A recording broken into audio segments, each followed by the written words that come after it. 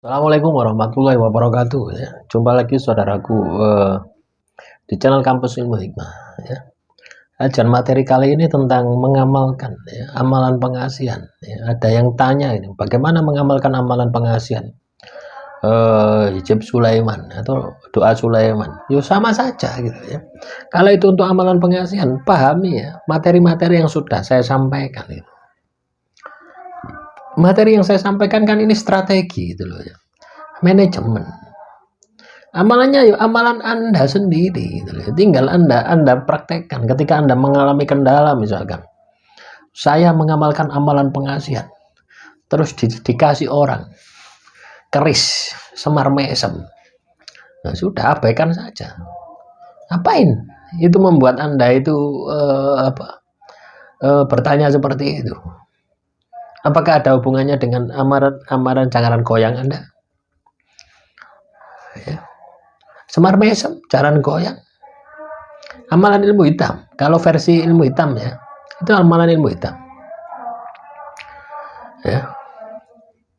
Ada juga ya yang amalan ilmu hikmah tapi dikasih nama semar mesem. Ada. Sebenarnya itu hanya soal nama ya, hanya soal sebuah amalan saja gitu loh ya. Makanya ketika mengamalkan sebuah amalan pengasihan, pahami teknisnya. Amalannya amalan Anda sendiri gitu ya. Bebas, amalannya bebas. Kalau Anda tahu tekniknya, ketika mengamalkan amalan pengasihan, pasti berhasil. Tahu tekniknya, Anda mau praktek. Tahu tekniknya, Anda tidak praktek, ya tidak akan berhasil. Nah, semoga ini bisa Anda pahami ya, teman-teman Kampus Ilmu Hikmah. Jadi kalau Anda mengamalkan sebuah amalan pengasihan, Anda harus tahu teknisnya. Ya. Ya, contohnya Anda harus hafal doa Anda. Doa Nabi Sulaiman ya. Innahu min Sulaimana wa innahu bismillahirrahmanirrahim. Kalau tidak salah seperti itu ya. Saya sudah lupa teman-teman ya, amalan hijab Sulaiman. Ya, tapi yang saya pernah amalkan itu hijab Sulaiman itu. Nah, terus bagaimana kalau tidak hafal? Ya dibaca sampai Anda hafal. Caranya seperti itu ya. Jadi setiap ilmu ya, setiap laku itu selalu ada hambatan, selalu ada kendala. Ketika Anda memiliki pemahaman yang luas kaitannya dengan teknisnya, hambatan, kendala, maka Anda akan mampu menaklukkan. Ya, kalau dalam ilmu hikmah itu penyelarasan. Ya. Mampu membuka kunci dari amalan yang Anda amalkan. Kan kebanyakan itu ya.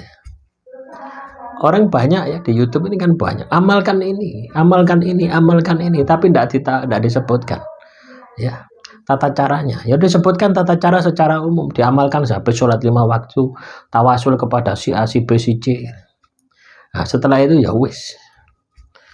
Nah, di channel ini ya, dari berbagai pertanyaan ya, dari berbagai pertanyaan teman-teman, itu kan saya jelaskan di situ sebagai pelajaran ya.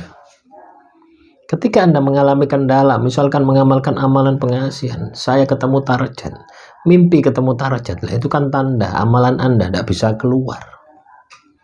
Maka langkah yang harus Anda lakukan, bagaimana supaya Anda tidak mimpi target, tapi target yang mimpi Anda. Lalu itu kan kendala. Ketika saya mengamalkan amalan pengasihan, tiba-tiba saya dikasih pusaka. Itu kan hambatan, kendala. Abaikan saja. Ya, jadi banyak sekali ya. Banyak sekali masalah, hambatan, kendala pasti ada. Tidak mungkin tidak ada. Apalagi kalau Anda baru mengamalkan amalan ini. Ya. Amalan itu sama saja teman-teman ya. Amalan ilmu hikmah, amalan pengasihan, amalan pembersihan sihir, teluh santet dan sebagainya itu sebenarnya sama saja. Ya. Cuma penggunaannya seperti pisau untuk ngupas mangga. Ya, anggap pengasihan itu mangga ya. Ya. Jadi pisau ini untuk ngupas mangga. Anggap ilmu hikmah itu kelapa. Ya, pisau ini kan bisa untuk mengupas kelapa. Nah, tekniknya mengupas mangga dengan mengupas kelapa kan pasti beda.